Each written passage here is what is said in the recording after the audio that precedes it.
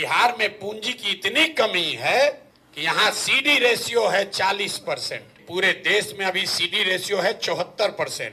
मतलब जो पैसा आप और हम बैंक में रखते हैं, बैंकों की जिम्मेवारी है कि अगर आप 100 रुपया बैंक में जमा कीजिएगा तो कम से कम 70 रुपया लोन के तौर पर समाज को उपलब्ध होना चाहिए। घर बनाने के लिए, गाड़ी खरीदने के लिए, बिजनेस व्यापार करने के लिए, खेती करने के लिए। बिहार में ये रेशियो है 40%। इसका नतीजा क्या होता है?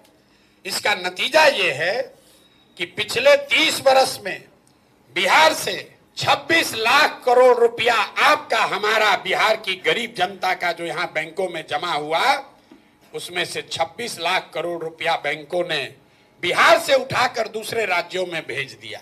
पिछले वर्ष यहाँ बिहार की गरीब जनता ने यहाँ के बैंकों में टोटल पैसा जमा किया 4,61,000 करोड़ रुपया, और 4,61,000 करोड़ में से 70% के हिसाब से कम 2,80,000 करोड़ रुपया बिहार के लोगों को मिलना चाहिए था, रोजी रोजगार के लिए, व्यापार के लिए, घर के लिए, गाड़ी के लिए।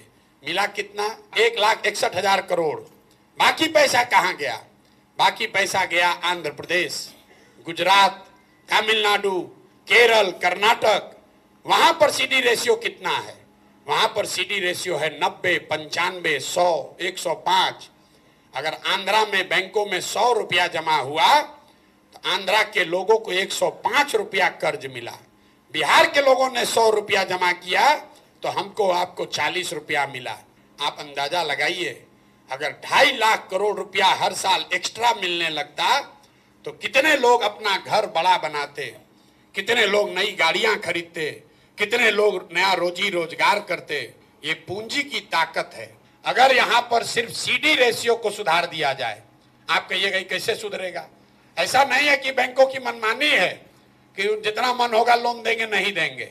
आपकी जानकारी के लिए बता रहे हैं कि मुख्यमंत्री के अध्यक्षता में एक कमेटी है, देश के स्तर पर प्रधानमंत्री की अध्यक्षता में कमेटी है, जो हर महीने इस बात का ध्यान रखती है कि बैंकों में जो पैसा जमा हो रहा है उसका कितना पैसा लोगों को ऋण के तौर पर मिल रहा है। सीडी रेशियो, आरबीआई डेटा आंकड़ा जारी करता है, वेबसाइट पे जाइएगा दिखेगा। बिहार में भी ये व्यवस्था है जहां मुख्यमंत्री की अध्यक्षता में सारे बैंकों के हेड बैठते हैं कि कितना पैसा लोन के तौर पर दिया गया। लेकिन जैसे बिहार में शिक्षक मुख्यमंत्री की बात नहीं मान रहा है, पुलिस वाला नहीं मान रहा है, डॉक्टर, पदाधिकारी, सीओ, बीडीओ नहीं मान रहा है, वैसे बैंक वाला भी उसका बात नहीं मान रहा है। लेकिन अगर सरकार की नीयत ठीक हो तो सीडी रेशियो को 3 से 6 महीने में ठीक किया जा सकता है। तो जो जन सुराज हम लोग जाकर गांव-गांव कह रहे हैं कि साल भर के अंदर यहां से सारे बेरोजगार लोगों को 10-12 हजार रुपए का रोजगार दिया जा सकता है, उसका आधार सीडी रेशियो को सुधारना है ताकि यहां पर लोगों को रोजी रोजगार मिल सके। अब इसका एक आप प्रैक्टिकल उदाहरण समझिए। गांव में मान लीजिए आपको बाल काटने आता है, बाल काटने आता है, आपके पास 20,000 रुपया है, आपने 5 साल 7 साल मेहनत किया, किसी सैलून में काम किया, 20,000 रुपया बचाए। अब आपकी इच्छा हुई कि हम एक सैलून खोलें, सैलून खोलेंगे, उसमें 4 आदमी को नौकरी भी देंगे, अपना परिवार भी चलाएंगे। सैलून खोलने जब आप गए अपने शहर में तो पता चला कि यहाँ तो 1 लाख रुपया लगेगा तब सैलून खुल पाएगा। तो आप नेचुरल, आपका प्रयास है कि आप बैंक में जाइए ताकि 80,000 रुपया आपको मिले और आप 1 लाख में सैलून खोल लीजिए। 80,000 को सैलून चलाकर धीरे धीरे वापस कीजिएगा। जब बिहार में पूंजी उपलब्ध नहीं होता है तो आदमी क्या करता है? बाल काटने उसको आ रहा है लेकिन पूंजी नहीं हुआ, अब बचा उसके पास अपना 20,000। तो उस 20,000 को खर्च कैसे करता है? वो 5,000 रुपया, 4,000 रुपया खर्चा करता है, किसी नौकरी के दलाल को देता है कि बॉम्बे में, दिल्ली में किसी सैलून में हमको नौकरी दिलवा दो। फिर 2,000-2,500 रुपया में ट्रेन का, बस का टिकट खरीदता है ब्लैक में कि हम लदा कर बोरा की तरह कम से कम दिल्ली, बॉम्बे पहुंचे। 5-7 हजार रुपया खर्चा हो गया। अब बचा उसके पास 15,000, 12,000।